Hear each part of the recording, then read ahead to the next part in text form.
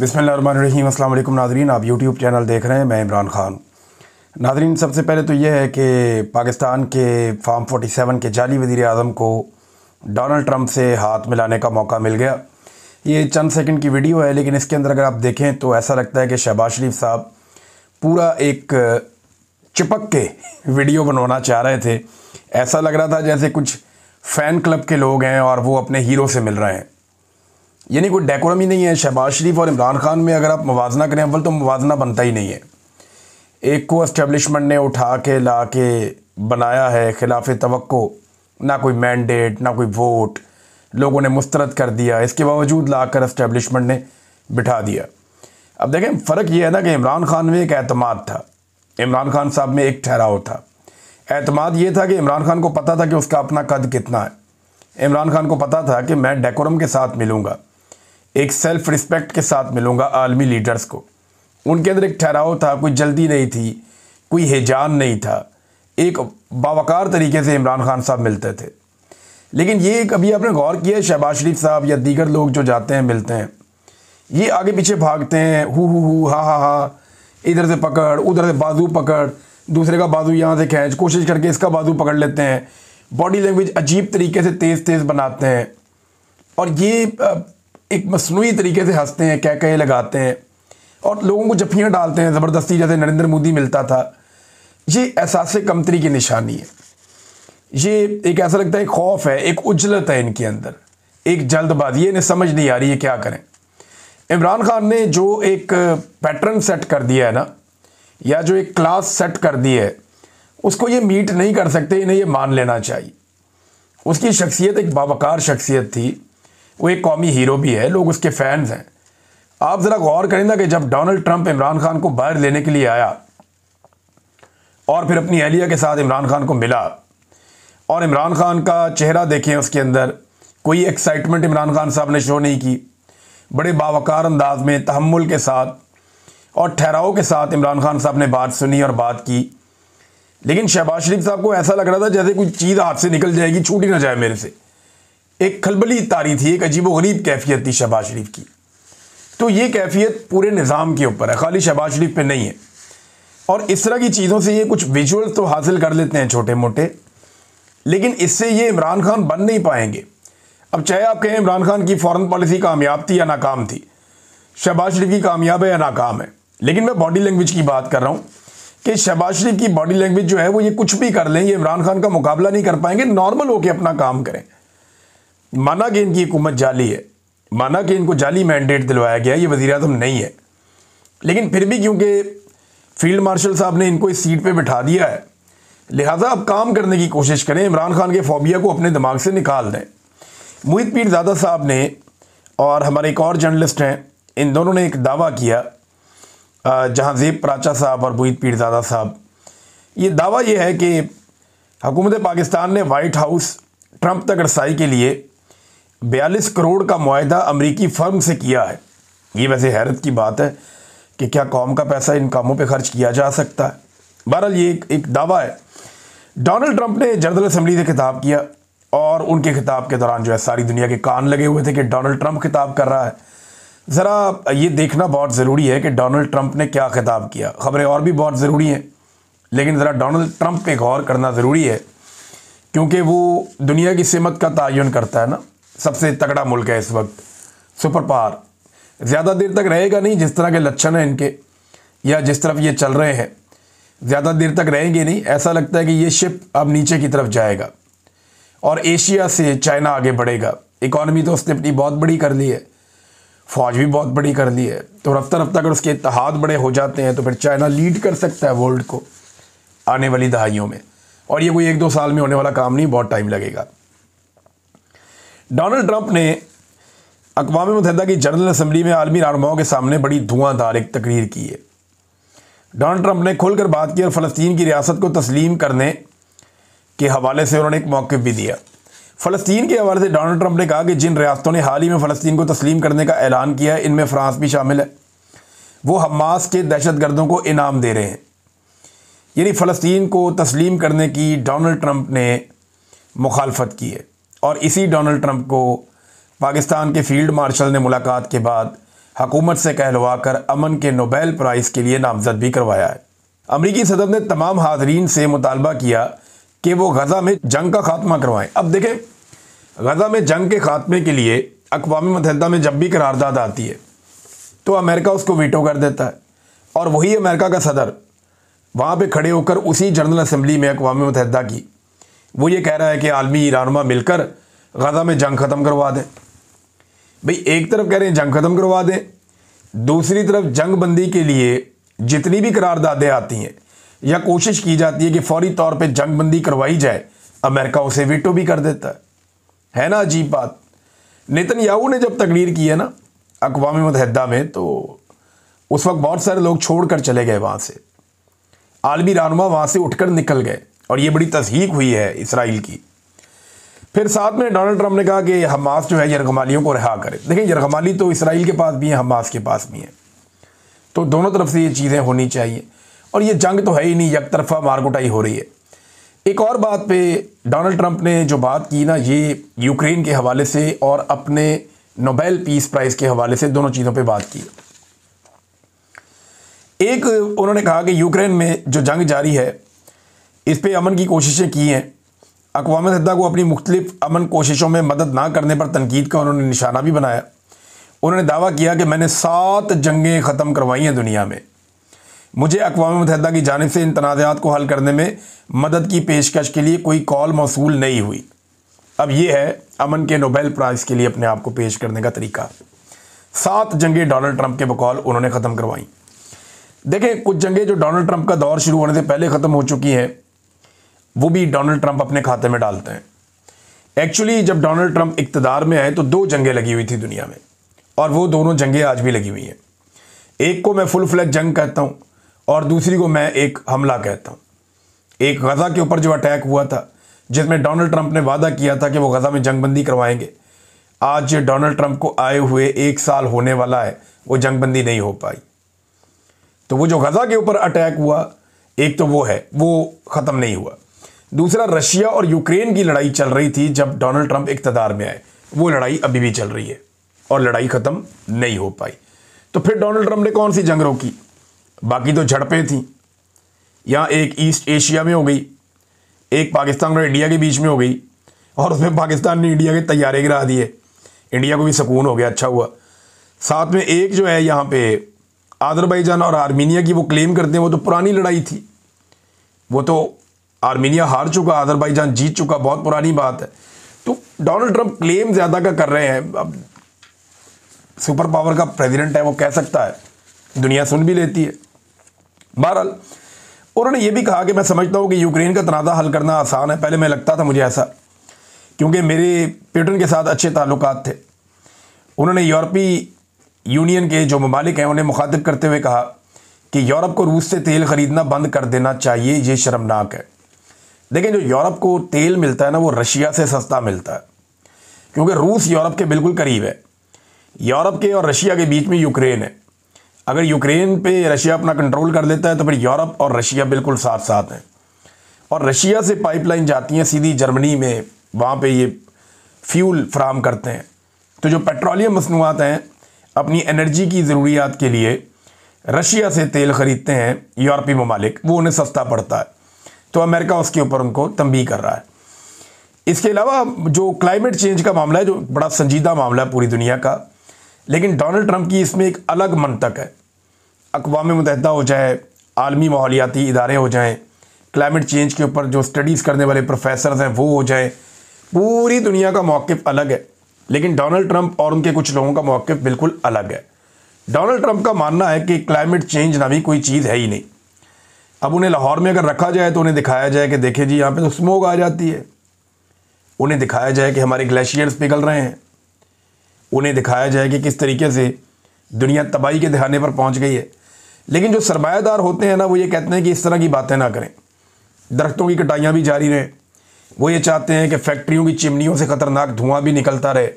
वो ये चाहते हैं कि जो थर्ड वर्ल्ड कंट्रीज़ हैं वहाँ पे इंडस्ट्री लगा के उनका माहौल बेशक तबाह कर दिया जाए, लेकिन वहाँ से प्रोडक्शन होती रहे। तो ये उनका एक तरीक़ाकार है सोचने का। तो ये जो सरमायादार होते हैं या जो कैपिटलिज़म है वो इसी तरह सोचता है। तो अब डोनाल्ड ट्रंप ये कह रहे हैं कि ये बहुत बड़ा धोखा है, तारीख का सबसे बड़ा धोखा है ये जो क्लाइमेट चेंज के हवाले से बात की जाती है। उन्होंने शुरा को मशवरा दिया कि आप खुद को बेवकूफ़ ना बनने दें और ग्रीन हाउस गैसों के अखराज के नताइज से खबरदार करने वाले साइंसदानों और दीगर अफराद को अहमक करार दे दिया डोनाल्ड ट्रंप ने। यह था नाजरीन डोनाल्ड ट्रंप का खिताब। अब नाजरीन एक और चीज़ मैं आपके सामने रखता हूँ कि शहबाज शरीफ साहब खिताब करने जा रहे हैं इसी अक़वाम मुत्तहिदा की जनरल असम्बली के 80वें अजलास से, 80th है ये 80वां। तो शहबाज शरीफ साहब वहाँ तकरीर करेंगे। एक तो उनका मैंडेट ही जाली है, लेकिन सवाल ये पैदा होता है कि बारंग बलोच और दीगर कई खवातीन को उन्होंने पाबंद सलासल किया हुआ है। बार बार खवातीन को गिरफ्तार करते हैं, तशद्दुद करते हैं, इंसानी हकूक़ की पामालियाँ लगातार हो रही हैं, जबरी गुमशुदगियाँ पाकिस्तान में हो रही हैं। बलूचिस्तान की माएँ इस्लामाबाद की सड़कों पे बैठी एहतजाज कर रही हैं, 2 महीने से ज़्यादा हो गया। और अदलिया के जजेस खुद इंसाफ मांगने के लिए दर बदर फिर रहे हैं, मारे मारे फिर रहे हैं, अपीलें कर रहे हैं। और पाकिस्तान अपने ही शहरियों पर ड्रोन हमले और जेट तैयारों से बमबारी कर रहा है। एक ऐसा वज़ीर आज़म जाएगा और जाकर अक़वाम मुत्तहिदा की जनरल असम्बली से खिताब करेगा तो उसके अल्फाज में कितना वज़न होगा, जिसने खुद पाकिस्तान में जुल्म, जबर और फस्तायत का बाज़ार गर्म किया हुआ है। मिसाल के तौर पे अभी गिरफ़्तार हो गई फलक जावेद खान, ये रात को खबर आती है और इनकी फैमिली ने ये कंफर्म किया है कि फलक जावेद खान पंजाब में थी और ये महफूज थी और इनकी लोकेशन का किसी को पता नहीं था। बड़े लंबे अरसे से 9 मई 2023 से इनकी तलाश जारी है और ये तब से लेकर अब तक रूपोश हैं। इनकी बहन सनम जावेद खान गिरफ़्तार हो गई थी। उन्होंने बहुत लंबी अरसा जेलों में काटा, उन पे एक के बाद एक मुकदमा दर्ज किया गया, लेकिन बड़ी जुर्रत और बहादुरी के साथ सनम जावेद खान ने वो तकालीफ बर्दाश्त की जो मर्द भी बर्दाश्त नहीं कर पाते। और अब उनकी बहन जो है उन्हें गिरफ़्तार कर दिया गया। ये तब से लेकर अब तक रूपोश थी, ये सामने नहीं आ रही थी फलक जावेद। और इन्हें बहुत सारे लोगों ने मना भी किया कि आप अभी खामोश हो जाएं, लेकिन इसके बावजूद इन्होंने इमरान खान का साथ नहीं छोड़ा। ये अपनी पॉलिटिकल कमेंट्री करती रहती थी और अपनी पॉलिटिकल ओपिनियन देती रहती थी और उसमें कुछ चीज़ों से आप इत्तफाक कर सकते हैं, इख्तलाफ कर सकते हैं, लेकिन इन लोगों ने बड़ी तकालीफ बर्दाश्त की है। इनकी करैक्टर असैसिनेशन भी बहुत ज़्यादा की गई है। तो जब आप किसी की करैक्टर असैसिनेशन करते हैं तो वो रिएक्टिव भी होता है, ऐसा नहीं है कि यकतरफा ये काम चल रहा होता है। जब आप किसी के ऊपर उसकी ज़ात पे हमला करते हैं तो वो रिएक्शन देता है।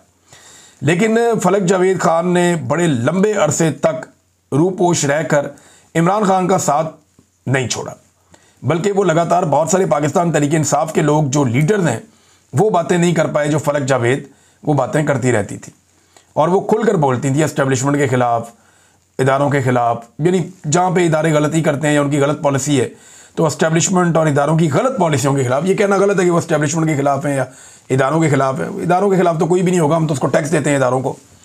लेकिन ये है कि उनकी जो गलत पॉलिसी है उनके ख़िलाफ़ वो बोलती थी।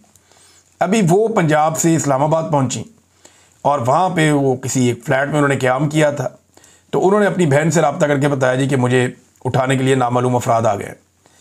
और फिर वहाँ पे गाड़ी भी देखी गई, उसका नंबर भी पता चला और नामालूम अफराद वहाँ पे पुलिस के हमरा आए और उन्हें अगवा करके ले गए। अब घर वाले ढूंढ रहे हैं, कभी एक थाने में कभी दूसरे थाने में, कुछ पता नहीं चल रहा कि उनकी बेटी को कहाँ ले गए या ये खातून को कहाँ ले गए। अब ये खातून है और इनका कसूर सियासत करना है। बहुत सारी और ख़वातीन भी सियासत करती हैं और उनकी आप सियासत से इत्तफाक या इख्तलाफ कर सकते हैं, लेकिन क्योंकि ये खातून है तो इनकी गिरफ़्तारी के बाद ख़वातीन का होना ज़रूरी था। एक दहशतगर्द की तरह आपको गिरफ़्तार नहीं करना चाहिए था। दूसरा, आप वारंट दिखा के तरीके से आप गिरफ़्तार करते। तीसरा, अब अगर आपने गिरफ़्तार किया है तो कानून के मुताबिक उनकी फैमिली को बताना आपकी ज़िम्मेदारी है कि ये फ़लाँ थाने के अंदर हमने इनको रखा है और उनकी खैरियत से आगाह भी किया जाए।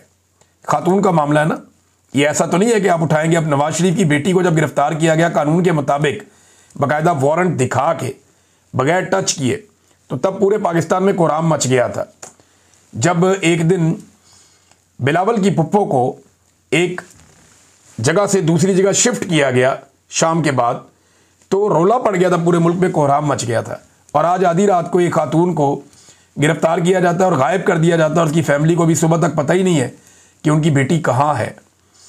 तो ये तशवीशनाक बात है ना क्या ख़वातीन सिर्फ जरदारी और शरीफ ख़ानदान में और कहीं नहीं है? तो यही शहबाज शरीफ अब जाके वहाँ पे खिताब करेगा। वैसे अब इनको अदालत में पेश करना चाहिए हर सूरत में, और बज़ाहिर दिखाई देता है कि जितनी कोशिश की है इनको गिरफ़्तार करने के लिए रियासत ने, शायद ये जल्दी बाहर ना आए, लेकिन इनकी बहन ने जितनी जुर्रत और बहादुरी के साथ सख्ती काटी है, और उम्मीद सारे यही कर रहे हैं कि ये भी बड़ी जुर्रत के साथ इस सख्ती को बर्दाश्त कर लेंगी। और अब फलक जावेद ख़ान जो है ये कहाँ है? अभी जब मैं वीलॉग कर रहा हूँ अभी तक हमें इसका आइडिया नहीं है। नाज़रीन, कुछ लोग ये प्रोपेगेंडा कर रहे हैं कि पाकिस्तान अपने जो मिसाइल्स और कुछ एटमी असासे सऊदी अरब में मुंतकिल कर रहा है। ये झूठ है, ऐसी कोई बात नहीं है। जो लोग ये बातें कर रहे हैं ना, वो बिला वजह ज़मीन आसमान के कलाबे मिला देते हैं। ऐसा हो भी नहीं सकता। पाकिस्तान ने अपने मिसाइलों की जो रेंज है वो मुशर्रफ दौर में जो साइंटिस्ट थे जो मिसाइलों पे काम करते थे, उनके इंटरव्यूज़ के मुताबिक जानबूझकर इतनी रखी कि इसराइल को उनसे ख़तरा ना हो। ये मैं आपको वो बात बता रहा हूँ जो बाकायदा वो साइंटिस्ट कह चुके हैं। तो अगर पाकिस्तान अपने मिसाइल ले जाके सऊदी अरब में रखेगा तो ये ऐसी चीज़ तो नहीं है कि आप एक ब्रीफकेस में डाल के ले जाएंगे, ऐसा तो नहीं है। तो इस किस्म की अफवाहें फैलाई जा रही हैं जो गलत हैं। ऐसा कुछ नहीं है। ना हमारे मिसाइल सऊदी अरब जा रहे हैं, ना हमारे एटमी असासे सऊदी अरब जा रहे हैं, और ना कोई ऐसी चीज़ हो सकती है, क्योंकि इसराइल को ख़तरा हो ये अमेरिका कभी भी बर्दाश्त नहीं करेगा। आपने डोनाल्ड ट्रंप की तकरीर सुन ली, वो इसराइल के लिए और उसके हक़ में ही तो थी, और वो हर दफ़ा वीटो भी कर देते हैं। तो ये सिर्फ कहानियाँ हैं और झूठ है और प्रोपेगेंडा है, और पाकिस्तान के ख़िलाफ़ इन चीज़ों को मुस्तकबिल में इस्तेमाल किया जा सकता है। लिहाजा जो नादान दोस्त हैं वो ऐसी हरकतें और बातें करने से बाज रहे हैं। इमरान खान की बहनों को कल इमरान खान साहब से फिर नहीं मिलने दिया गया, मगर पंजाब असम्बली के अरकान बहुत बड़ी तादाद में और टिकट होल्डर्स वहाँ पर पहुँचे। उन्होंने इज़हार यकजहती किया। आलिया हमजा साहिबा ने वाकई डट कर पंजाब के अंदर जो है अपोजिशन की है। ऐसे हमने पहले देखा नहीं था, लेकिन आलिया हमजा साहिबा ने बड़ा बढ़ चढ़ के काम किया है, पार्टी को अकाउंटेबल किया है, पार्टी में कोशिश की है कि दोबारा से एनर्जी भरी जाए, जो लोग मायूस थे उनको उम्मीद दिलाई है। और अब पंजाब में आप लगातार एक्टिविटीज़ देखते हैं जो आपको माजी में कम कम मिलती थी। 27 तारीख के नाज़रीन जलसे की तैयारी की जा रही है पाकिस्तान तहरीक इंसाफ की जानिब से। पाकिस्तान तहरीक इंसाफ का दावा है कि इमरान खान साहब की कॉल पर पूरा पाकिस्तान उमड़ आएगा और बहुत बड़ी तादाद में लोग 27 तारीख के जलसे में शिरकत करेंगे।